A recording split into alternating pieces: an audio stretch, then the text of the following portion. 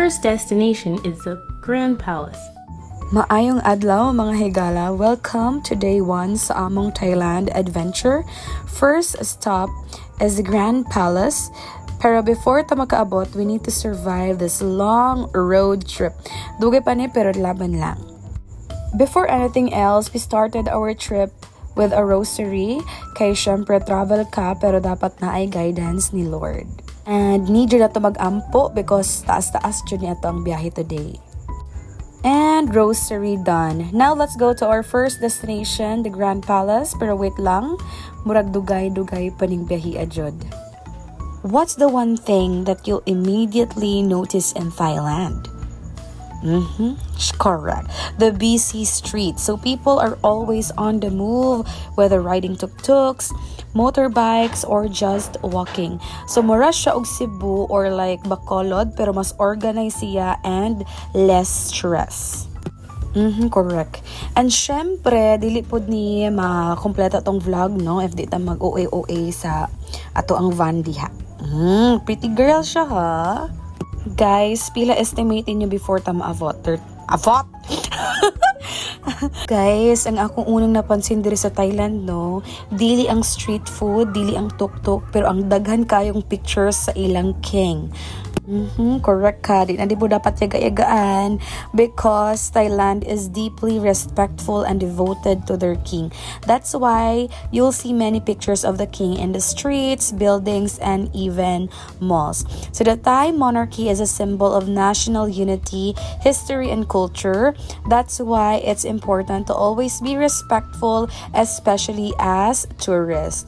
Because pwede ka ayutang mapriso if ato ang yaga-yagaan alahang king. And I'm so happy kay nakakita na jud ko og tuk-tuk kay sa among area wala kayo siya, no. So this is tuk-tuk and it's a Thailand's famous three-wheeled ride.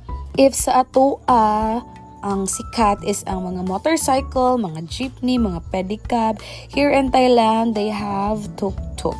So mao ni ang hari sa kalsada nila. And dili nga part, no, is nakakita ako og kanang vendor nga kuan siya, natumba siya ba niya. Gi-help siya sa mga person.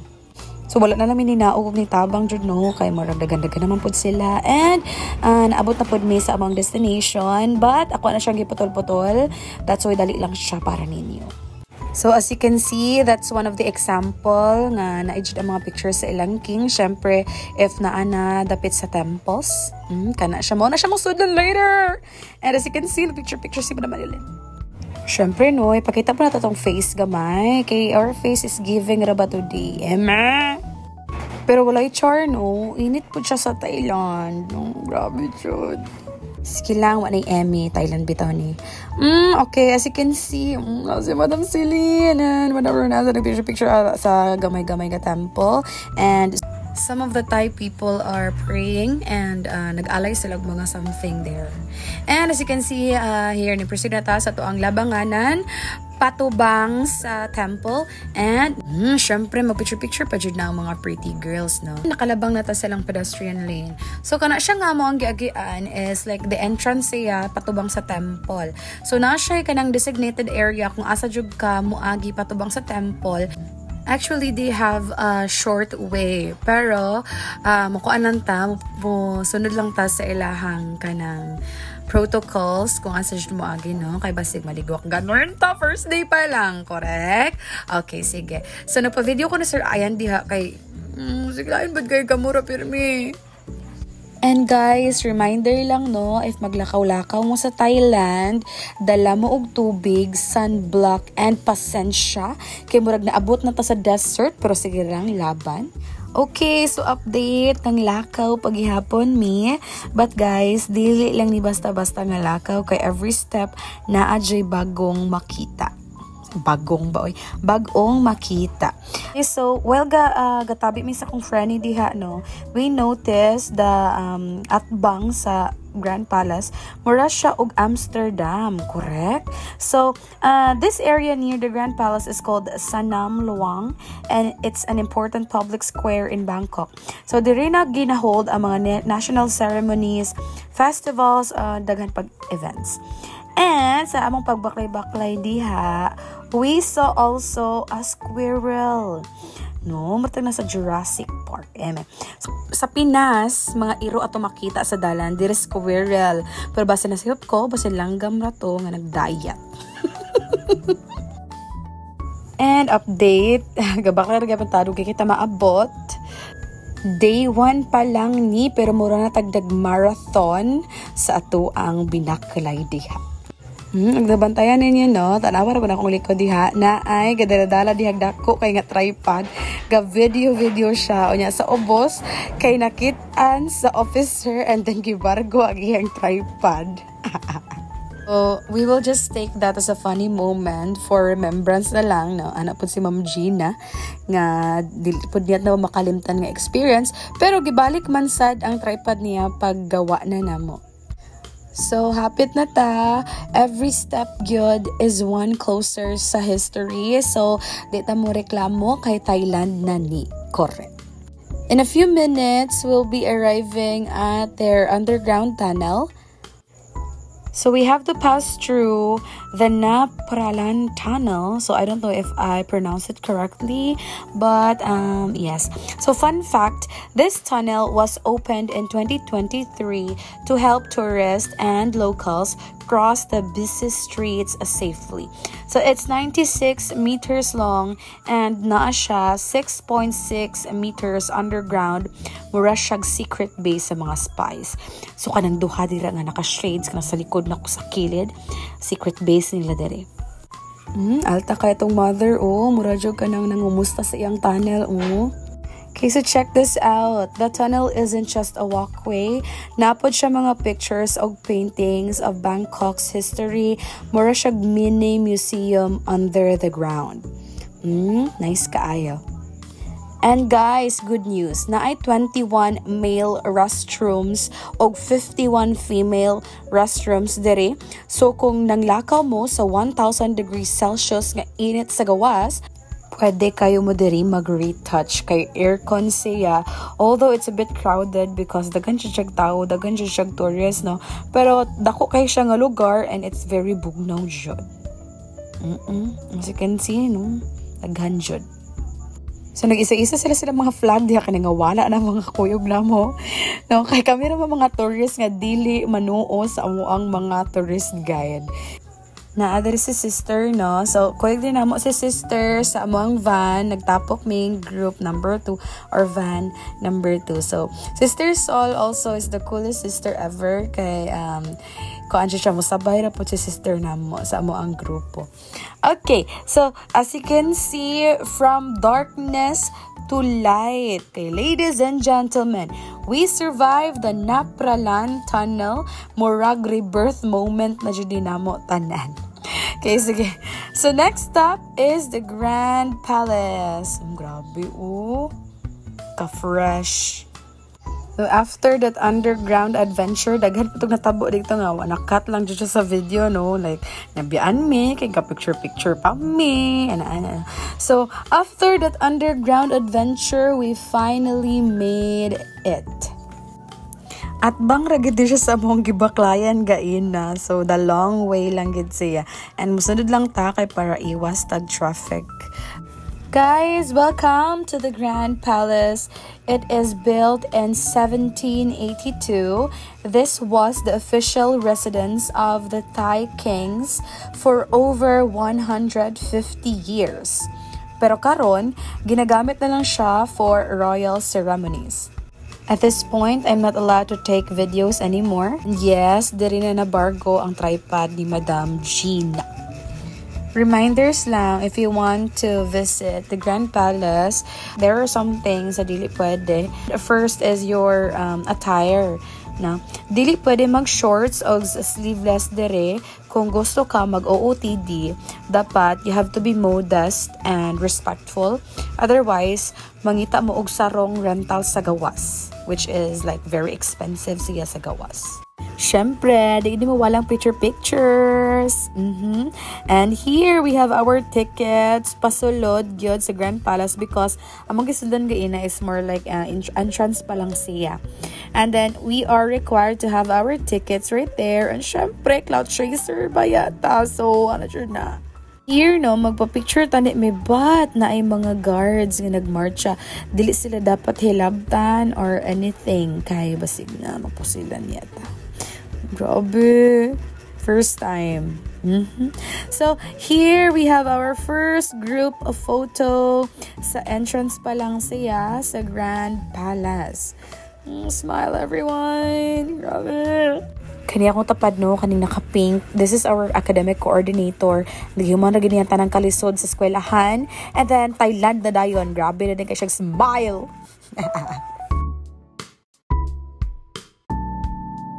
The ring apart as we're going inside na. And I got ni Sir Ash og flag diha. Yun, okay. Kasi mawala na ko niya mga kagrupo. And si Minchan, muragid siya og Aegis. Tungod siyang boots. Grabe ka, nice, cute. I want to go back na. Manifesting, makabalik dere. So here we have to present our tickets. No, kay para kasulod na jud big fully inside. Grabe, enjoy sa na rin yung video, B. Kay marag ka nang kapoy na ko voice over. Later na po dati, utiod na po.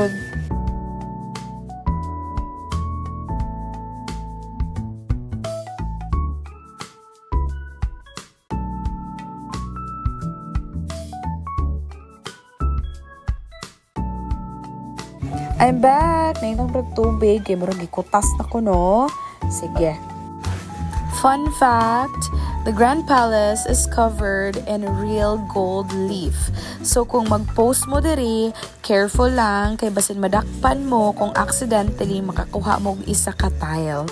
Pero appreciate gud ninyo akong beauty diri, gwapa ko diri, no? Bro, sa Thailand ra kita mo anyag day laban. What a good girl. Init kaayo, pati kalimuota, pero fresh lang gyapon ta tungod sa ato ang Just alive, not always again. Just alive. Usay makabuang po ng voice over, no? Anyways, thank you to our CSR family. Kay if wala jud mo, di gid mi makatungtong sa Thailand. It's very overwhelming and we are very thankful sa experience ang gihatag ninyo namo. Tungkol ha. Muna na. Uy, wala na dyan tayo kauban diri ba? Promise. Nagsala namin diri kay nangawala na mong mga kuyo. Uy, wala na tayo kauban diri. As in, wala na ko kakita. Akong dongo gid gawin na kay 10:30. 10:30 bitaw. Akong dongo gawin na sir 10:30. While exploring, make sure you look around carefully. You might see hints of the past in every statue and inscription. For example, the detailed murals on the inner walls depict legendary battles, royal processions, and ancient ceremonies. It's like history brought to life right before your eyes. Napabiog na ha? Napasya sa ito next destination. Bataron pa to guys. Yan na ta. Singot, oy, nahulas na to. Bilo na, apod siya. Ang golden bell. Ate na tagaina. Wala uy. Adili uy. Wala uy. Ito yung banta. Ay, kato nang di pa ano na to. Sa kadako niya, mura na big natalang. And we don't know which way to go.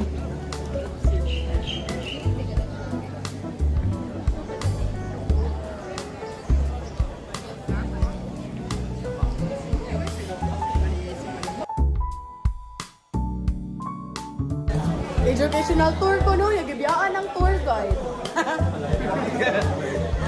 Pero walay char, no? Kami ra joy mga tourist diri nga nilayo sa lahang tourist guide. So, ang uban is very disciplined kay maglinyagid sila, and then ilang tourist guide is mag-explain nila about sa temple, and then kami wala. Nag-iya-iya na lang jud mi tanan. And here mo na sila nakitaan and pa-exit na mi because we have a time limit here. Pero naibong jud ko ay nganong akong naong mapirme akong videohan. Uy, dapat ang lugar madapat. Sige na lang, be. Kaya ito ang first vlog, manggudoy, kay international man dayon. Eme!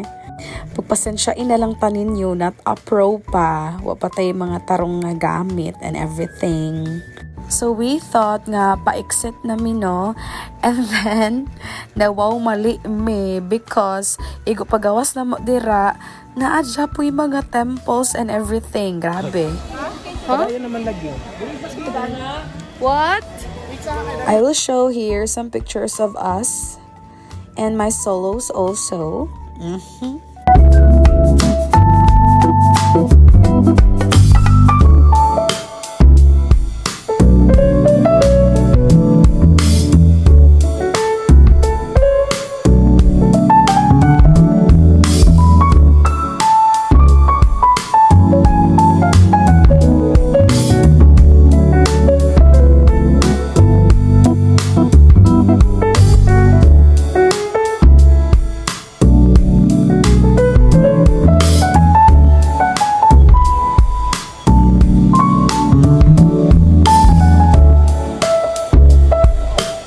At this point, we saw some students and then mo silang gisamok sa ilahang paghimo silang artwork para makapapicture lang nila. And because it's very nice and very artistic, good. Uy, pansay kayo sila na oh. Australianis. Australianis na din, guys. Ay, grabe na dyan ang Thailand. Wow! Exiting na, ha? Sa ilang sisikawa. Teka. Saan naman ito eh? Exit na. Ano ba? Kapuya na, ay. Kapuy na.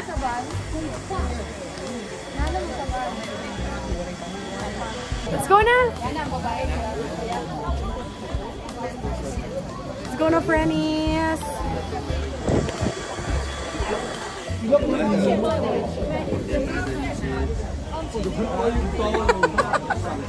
How many baht? Only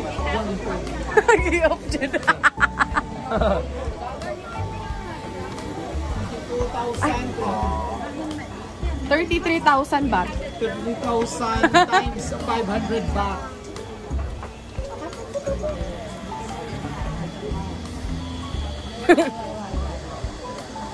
Kapoy na. Wala rest. Kini ka storya nilang Sir Chwali and Madam Gina. She is one of our tour guides. She is May. And tulo ni sila kabuok but nowhere to be found si tita. So si May nag-explain siya unsa daw ang meaning anang yellow nga flag nila also nga gina put up nila silang mga balay. Ana. So that's the royal flag daw ang yellow. And usa na mo ka tour guide is very cute kaayo si tita. Asa ay naradi ay. Kung tapat si tita. Cutie kina si tita, mura na siya kanang anime nga lola, mga lagsik isa tanan. As in, I want to be like her, but matigulang ko. Napoy ko yung silang tita, duha ka estudyante, I think, relative po din nilang duha ka buok. And cute kay sila, nice kay sila uniform, nagpa-picture me, kay mura jud mig na asa ko ang Thai drama jud.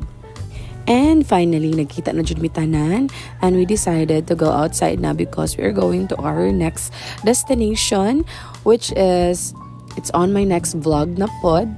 I decided to put it in another vlog because kuan na siya, taas na kay siya if ako pa siyang ibutang din he. Od. Grabe naman po ni. Uy! Besi pagaling. Pamiran na si Chu. Sabi ng cellphone. Sabi ng flag. Decided. Kunin. Kaya hindi naman sundal. Ah, shhh! Wala perfect. Wala tao.